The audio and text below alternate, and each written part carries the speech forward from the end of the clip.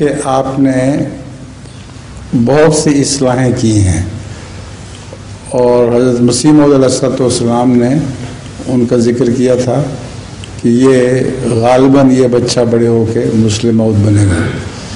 इस पहलू से आप देख लें जितनी मसलन तंजीमें हैं हमारी, हम उसमें कोई इजाफा नहीं कर सकते।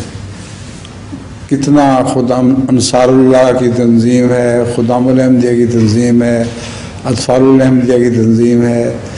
और फिर हिकमत की बात यह है कि मर्दों में से तो जो 40 साल का हो जाए वो अंसारुल्लाह में चला जाता है, औरतें 15 साल के बाद वहीं रहती हैं, वो कहीं अंसारुल्लाह में नहीं जाती।